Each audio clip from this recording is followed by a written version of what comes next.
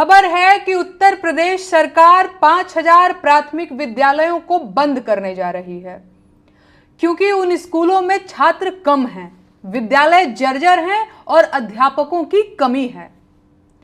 बाबा साहेब ने कहा था कि शिक्षा शेरनी का दूध है, जो पिएगा वही दहाड़ेगा। लेकिन सरकार जानती है कि जिस दिन ये शेरनी का दूध आम जनता पीने लग गई, उस दिन से आम जनता दहाड़ने लगेगी और सरकार मिमियाने लगेगी। लेकिन सरकार तो सरकार है, उसे मिमियाना मंजूर नहीं है, तो उसने इस समस्या को जड़ से ही खत्म करने का रास्ता खोज लिया है। यह वही सरकार है जो गौ पूजन, हवन यज्ञ और धार्मिक आयोजनों पर करोड़ों खर्च करती है और सरकारी खर्चे पर कांवड़ यात्रियों पर फूल बरसाती है।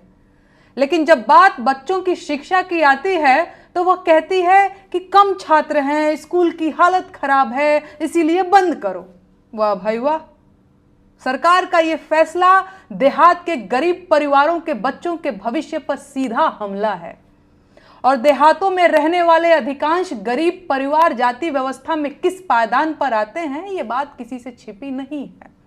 तो अब आप बताइए कि सरकार का यह फैसला किसे तबाह करेगा? बच्चों की प्राथमिक शिक्षा को संविधान में मूल अधिकार के रूप में मान्यता मिल चुकी है, लेकिन लगता है कि मौजूदा सरकार की प्राथमिकता सूची में न तो बच्चों की शिक्षा शामिल है, न ही संविधान का पालन करना।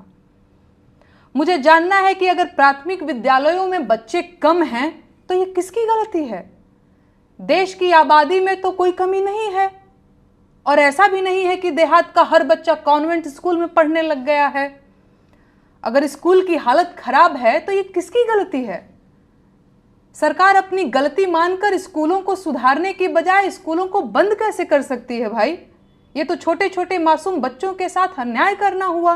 पहले उच्च शिक्षा पाने वाले युवाओं को बेरोजगार बनाया, फिर प्रतियोगी परीक्षा के परीक्षार्थियों की परीक्षा में धांधली हुई, पेपर आउट हुआ और अब छोटे विद्यार्थियों का स्कूल ही बंद करवा देंगे। गजब! इतना विकास देश बर्दाश्त कैसे करेगा मालिक? स्कूल जब बंद होंगे तो उनके बच्चों को पड़ोस के दूसरे स्कूलों में भर्ती कर दिया जाएगा, जिसका पहला असर लड़कियों की शिक्षा पर पड़ेगा।